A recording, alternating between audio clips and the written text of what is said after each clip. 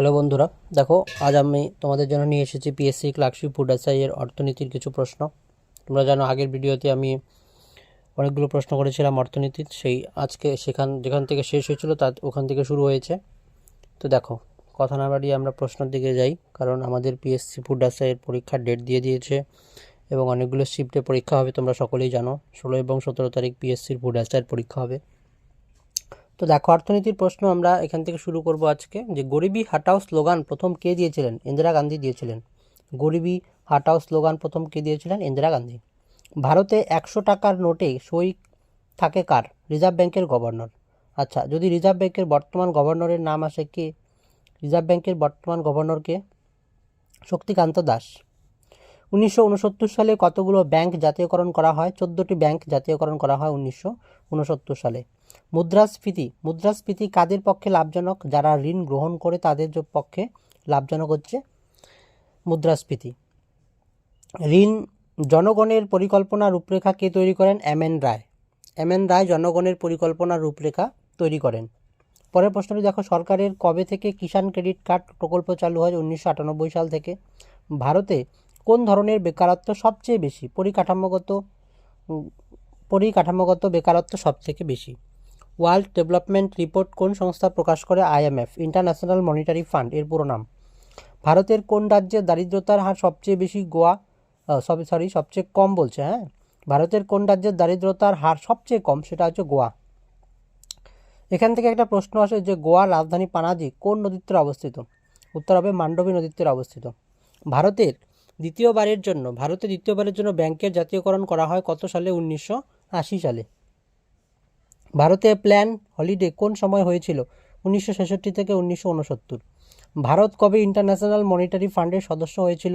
1945 সালে Bharat international monetary ফান্ডের সদস্য হয়েছিল। তারপরে দেখো কি বলছে, ভারতের ফুড কর্পোরেশন কবে স্থাপিত হয়? খুব ভালো প্রশ্ন। ফুড এসআই এর জন্য এই প্রশ্নটা খুব গুরুত্বপূর্ণ যে ভারতে ফুড কর্পোরেশন কবে স্থাপিত হয়? 1965 সালে। পরিকল্পনা কমিশন কত সালে গঠন হয়? 1950 সালে। দেখো, অর্থনীতি থেকে মোটামুটি 4 থেকে 5টি বা 2 থেকে 3টি প্রশ্ন আসতে পারে, এর বেশি আসে না। তো ইম্পর্টেন্ট প্রশ্নগুলি আমাদের খুব দরকার, তাই না? কোনটি রিজার্ভ ব্যাংক নির্ধারণ করে না? তো এটা হচ্ছে অপশন অনুযায়ী অ্যান্সার হবে। তো এটা মনে রাখবে যে প্রাইম ল্যান্ডিং রেট যেটা আছে সেটা হচ্ছে রিজার্ভ ব্যাংক নির্ধারণ করে না।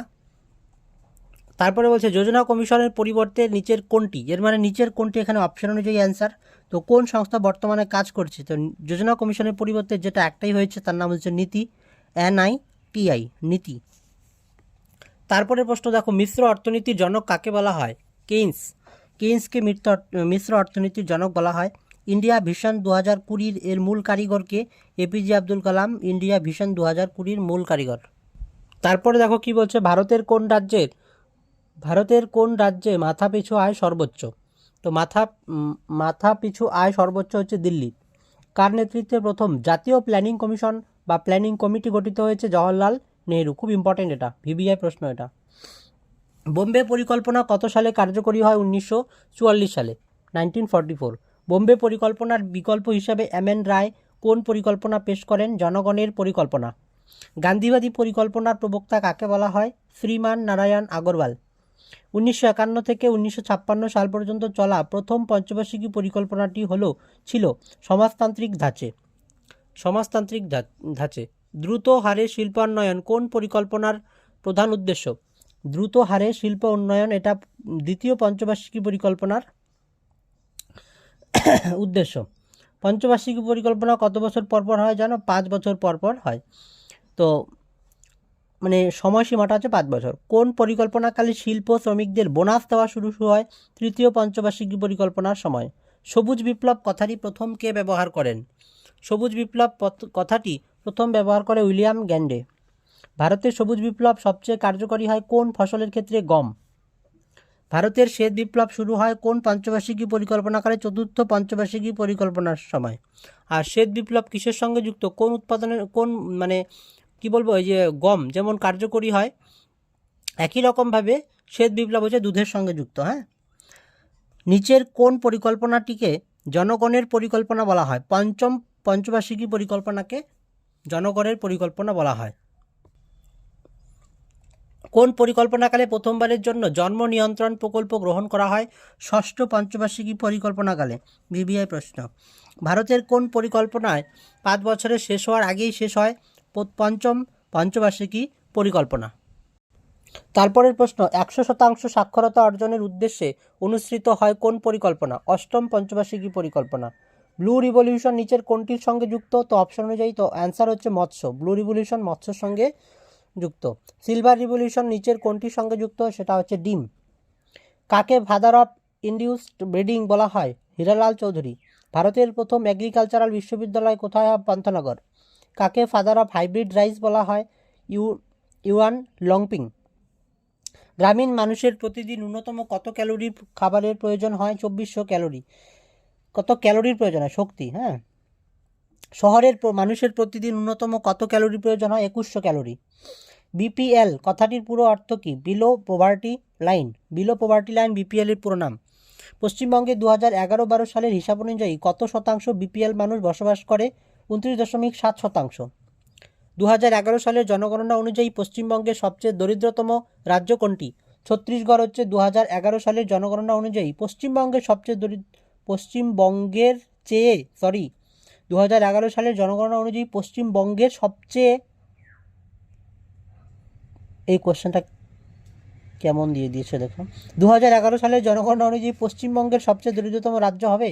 এটা ভুল, ভারতের সবচেয়ে দরিদ্রতম রাজ্য হবে। হ্যাঁ, ছত্তিশগড়। কোন রাজ্য বা কেন্দ্রশাসিত অঞ্চল সবচেয়ে কম সংখ্যক দরিদ্র মানুষ বসবাস করেন? আন্দামান নিকোবর দ্বীপপুঞ্জ। এই কোশ্চেনটা কিন্তু ভুল আছে, পশ্চিমবঙ্গ হবে না, এখানে ভারতের সবচেয়ে দরিদ্রতম রাজ্য হবে। নেক্সট প্রশ্ন, কোনটি দারিদ্র পরিমাপ করার কমিটি নয় বলছে? তো ভানুপ্রতাপ সিং কমিটি। তো এটা অপশনে যে অ্যান্সার হবে। কোনটি ভারত সরকারের দারিদ্র দূরীকরণ কর্মসূচি নয়? বেটি বাঁচাও বেটি পড়াও। ভারতের কৃষিক্ষেত্রে কোন প্রকারের বেকারত্ব লক্ষ্য করা যায়? স্ট্রাকচারাল ও ঋতুকালীন বেকারত্ব। পিবিআই প্রশ্ন। প্রধানমন্ত্রী রোজগার যোজনা কত সালে শুরু হয়? 1993 থেকে 1994 সালে। প্রধানমন্ত্রী সড়ক যোজনা কত সালে শুরু হয়? 25শে ডিসেম্বর 2000 সালে।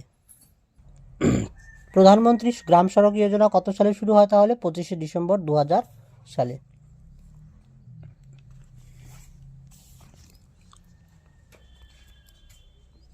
অন্তর্দয় অন্ন যোজনার মাধ্যমে দরিদ্র পরিবার কত কেজি খাদ্যশস্য পায়? 35 কেজি। অন্তর্দয় অন্ন যোজনা কত সালে শুরু হয়? 2000 সালে। Mahatma Gandhi national rural employment guarantee scheme কত সাল থেকে শুরু হয়? 2006 সালের 2রা ফেব্রুয়ারি। Mahatma Gandhi national rural employment guarantee স্কিমের লক্ষ্য কি? গ্রামীণ এলাকায় প্রতিটি পরিবারকে কাজের নিশ্চয়তা দেওয়া। 20 দফা পরিকল্পনা যখন শুরু হয় তখন প্রধানমন্ত্রী কে ছিল? ইন্দিরা গান্ধী। স্বর্ণ জয়ন্তী শহরী রোজগার যোজনা কোন উদ্দেশ্যে শুরু করা হয়? শহরের দারিদ্র্য কমানো। Mahatma Gandhi national rural employment guarantee scheme, এটা হলো কত দিনের কাজের অধিকার প্রদান করে? 100 দিনের। গ্রামীণ মানুষদের জন্য গৃহ নির্মাণ প্রকল্প নিচের কোনটি? সেটা হচ্ছে ইন্দিরা আবাস যোজনা। উন্নয়নশীল ও অনুন্নত দেশে দরিদ্রতার প্রধান কারণ কি? উপার্জনের অসমতা। নিচের কোনটি ভারতের দারিদ্রতাকে সবচেয়ে বেশি প্রভাবিত করে? সেটা হচ্ছে মাথাপিছু আয়। হাউজিং ফর অল বাই 2022 কোন স্কিমের লক্ষ্য এটি? PMAY। প্রধানমন্ত্রী জাতীয় গ্রামীণ স্বাস্থ্য মিশন কত সালে চালু হয়? 2005 সালের 12 এপ্রিল জাতীয় গ্রামীণ স্বাস্থ্য মিশন। তারপরে দেখো, প্রধানমন্ত্রী স্বাস্থ্য সুরক্ষা যোজনা কত সালে চালু হয়? 2006 সালের মার্চ মাসে। প্রধানমন্ত্রী স্বাস্থ্য সুরক্ষা যোজনার অধীনে সারা ভারতে মোট কটি এইমস প্রতিষ্ঠার পরিকল্পনা গৃহীত হয়? 6টি। সুসংহত শিশু সেবা প্রকল্প কত সালে শুরু হয়? 1975 সালের 2রা অক্টোবর। সুসংহত শিশু সেবা প্রকল্পের উপভোক্তা কারা? 0 থেকে 6 বছরের শিশু, গর্ভবতী এবং দুগ্ধবতী মায়েরা। তাহলে এইটুকু পর্যন্ত আজকে আমরা করলাম অর্থনীতির প্রশ্ন। আরেকদিন আমরা যদি করি তাহলে আমাদের অর্থনীতি কমপ্লিট হয়ে যাবে। এখান থেকে অনেক প্রশ্ন কমন পড়বে আশা করি তোমাদের। ঠিক আছে, তোমরা যারা যারা আগের ভিডিওগুলি দেখোনি এখনও পর্যন্ত তারা অবশ্যই দেখে নিও। আর যারা যারা আমার ইউটিউব চ্যানেল দিগ্বিজয় কোচিং সেন্টারকে এখনও সাবস্ক্রাইব করবে না অবশ্যই করে দিও। আর যারা যারা সাবস্ক্রাইব করেছো তাদেরকে অসংখ্য ধন্যবাদ। ঠিক আছে, ধন্যবাদ।